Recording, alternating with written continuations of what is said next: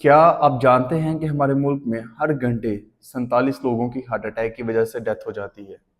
और इन 47 लोगों में से 12 लोग वो हैं जिनकी उम्र 40 साल से भी कम है। ग्लोबल हेल्थ रैंकिंग के मुताबिक हार्ट अटैक की वजह से मरने वाले लोगों की लिस्ट में हमारा मुल्क 18वें नंबर पर है। अस्सलाम वालेकुम, मेरा नाम डॉक्टर फिजान अली है और आज की इस वीडियो में हम बात करेंगे हार्ट अटैक की, जिसे मेडिकल में मायोकार्डियल इन्फार्क्शन कहा जाता है।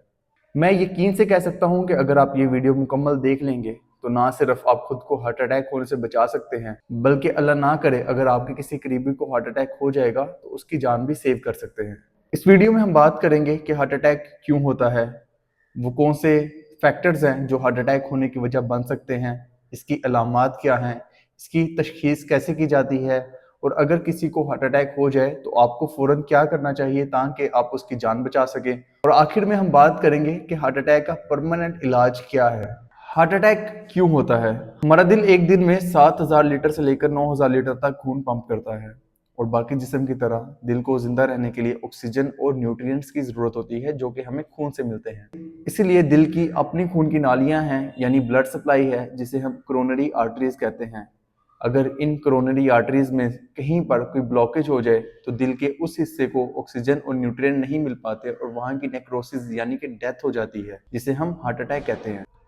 वो कौन से फैक्टर्स हैं जो कि आप में हार्ट अटैक होने की वजह बन सकते हैं? बहुत सारे ऐसे फैक्टर्स हैं जो कि हार्ट अटैक होने की वजह बन सकते हैं। इन फैक्टर्स को हमने दो हिस्सों में तकसीम कर दिया है। पहले हिस्से में हम उन फैक्टर्स की बात करेंगे जिनको हम कंट्रोल नहीं कर सकते, और दूसरे हिस्से में हम उन फैक्टर्स की बात करेंगे जिनको हम कंट्रोल कर सकते हैं, और उनको कंट्रोल करके हम खुद को हार्ट अटैक होने से बचा भी सकते हैं। वो फैक्टर्स जिनको हम कंट्रोल नहीं कर सकते उनमें शामिल हैं आपकी उम्र, आपका जेंडर और आपकी फैमिली हिस्ट्री। अगर आपकी उम्र 45 साल से ज़्यादा है तो भी आप में हार्ट अटैक का रिस्क बढ़ जाता है। अगर आप मेल हैं यानी मर्द हैं तो भी आप में हार्ट अटैक का रिस्क बढ़ जाता है। और अगर आपकी फैमिली हिस्ट्री यानी आपके माँ बाप बहन भाई में से किसी को हार्ट अटैक हुआ है तो आप में भी हार्ट अटैक होने के चांसेस बढ़ जाते हैं। अब हम उन फैक्टर्स की बात करेंगे जिनको कंट्रोल करके हम खुद को हार्ट अटैक होने से बचा सकते हैं। इन फैक्टर्स में शामिल हैं high cholesterol levels, high blood pressure, diabetes, obesity यानी कि मोटापा, स्ट्रेस यानी परेशानी, फिजिकल इनएक्टिविटी यानी एक्सरसाइज वगैरह ना करना, और अनहेल्दी डाइट यानी कोल्ड ड्रिंक्स, फ्राइड आइटम्स और बेकरी प्रोडक्ट्स का ज़्यादा इस्तेमाल करना। ये सब वो चीज़ें हैं जो कि आप में हार्ट अटैक होने की वजह बन सकती हैं। हार्ट अटैक की अलामात क्या है? सीने के बीच में दर्द या दबाव। ये दर्द आपके बाएं कंधे, जबड़े, गर्दन और बाजू की तरफ भी जा सकती है। इसके साथ ठंडे पसीनों का आना, उल्टी का आना, घबराहट के साथ सांस का फूलना और चक्कर आना भी इसकी अलामात में शामिल है।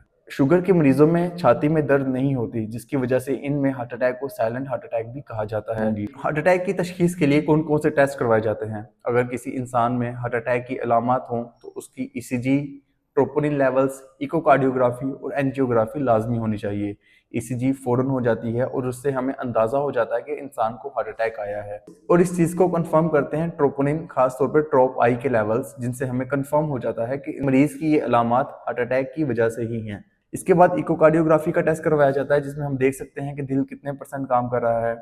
इन सब टेस्टों में सबसे अहम एंजियोग्राफी का टेस्ट है, जिसमें हम कैथेटर की मदद से दिल के खून की नालियों में डाई इंजेक्ट करते हैं और उसकी एक्सरे की मदद से वीडियो बनाते हैं। इससे हमें पता चलता है कि ब्लॉकेज थोड़ी है कि ज़्यादा एक खून की नाली में है कि बहुत ज़्यादा खून की नालियों में। हार्ट अटैक की सूरत में आपको फ़ौरन से क्या करना चाहिए ताकि आप किसी करीबी की जान बचा सकें? मरीज़ को एक जगह बिठा दें या फिर लिटा दें, कपड़े ढीले कर दें और उसे एस्प्रिन 300 mg की गोली चबाने को दें या फिर पानी में घोल के पिला दें। उसके बाद ग्लाइसरेल ट्राइनाइट्रेट 0.5 mg, जो कि मुख्तलिफ ब्रांड नेम्स में मार्केट में अवेलेबल है, उसको जुबान के नीचे रखवा दें। ऐसा करने से खून की नालियाँ किसी हद तक खुल जाएंगी और खून पतला हो जाएगा, और जिन कोरोनरी आर्टरीज में यानी खून की शरीयानों में ब्लॉकेज आई थी वो ब्लॉकेज किसी हद तक खुल जाएगी। इसके बाद मरीज को फौरन किसी मुस्तनद दिल के डॉक्टर के पास लेके जाएं और ऐसे हॉस्पिटल लेके जाएं जहां पे एंजियोग्राफी की सहूलत जरूर मौजूद हो। हार्ट अटैक का मुश्किल इलाज क्या है? हार्ट अटैक के इलाज में 3 चीज़ें शामिल हैं। सबसे पहले थ्रोम्बोलाइटिक ड्रग्स, ये वो अद्वियात हैं जो कि क्लॉट को तोड़ती हैं और ब्लॉकेज को ख़त्म करती हैं। इन अद्वियात में स्ट्रेप्टोकाइनेस और एल्टीप्लेज शामिल हैं। ये इलाज अगर हार्ट अटैक के 3 से 6 घंटे में करवा लिया जाए तो ज़्यादा इफेक्टिव रहता है। इस इलाज के कुछ अपने नुकसान भी हैं, यानी कि ब्लीडिंग वगैरह का हो जाना। दूसरा इलाज है एंजियोप्लास्टी, जिसे हम आमतौर पर स्टेंट डालना भी कहते हैं। इस प्रोसीजर में खून की बंद शरेयानों को एक कैथेटर की मदद से खोला जाता है और बाद में वहां पे एक स्टंट लगा दिया जाता है ताकि वो खून की शरेयानें हमेशा के लिए खुली ही रहें। ये प्रोसीजर अगर हार्ट अटैक के बाद 90 मिनट के अंदर अंदर करवा लिया जाए तो बेहतरीन रिजल्ट देखने को मिलते हैं, लेकिन शुरू के 12 घंटों में भी ये प्रोसीजर करवाया जा सकता है। जितनी जल्दी एंजियोप्लास्टी करवाई जाए उतना दिल को कम नुकसान पहुंचता है और दिल की इजेक्शन फ्रैक्शन, जिसे आमतौर पर हम दिल कितने परसेंट काम कर रहा है कहते हैं, वो तकरीबन नॉर्मल ही रहती है। इसीलिए आपको चाहिए कि जब भी किसी को हार्ट अटैक हो तो फौरन वक्त ज़ाया किए बगैर ऐसे हॉस्पिटल लेके जाएं जहां पर एंजियोग्राफी और एंजियोप्लास्टी की सहूलत मौजूद हो। अगर ब्लॉकेज बहुत ज़्यादा हो या फिर ज़्यादा खून की शरेयानों में ब्लॉकेज हो तो आपको बाईपास सर्जरी एडवाइस की जाती है। इसमें होता ये है कि डॉक्टर आपकी छाती को खोलकर दिल के बंद रास्तों के गिर्द एक नया रास्ता बना देते हैं। इसी वजह से इसको बाईपास सर्जरी भी कहा जाता है। अगर एक इंसान को हार्ट अटैक आता है और उसके इन तीनों में से कोई भी इलाज हो गया है तो उसको ज़्यादा मुहतात रहना चाहिए। अपने कोलेस्ट्रॉल, शुगर और ब्लड प्रेशर को ज़्यादा से ज़्यादा कंट्रोल करना चाहिए, क्योंकि उसको दोबारा हार्ट अटैक होने का रिस्क हमेशा दूसरों से ज़्यादा होता है।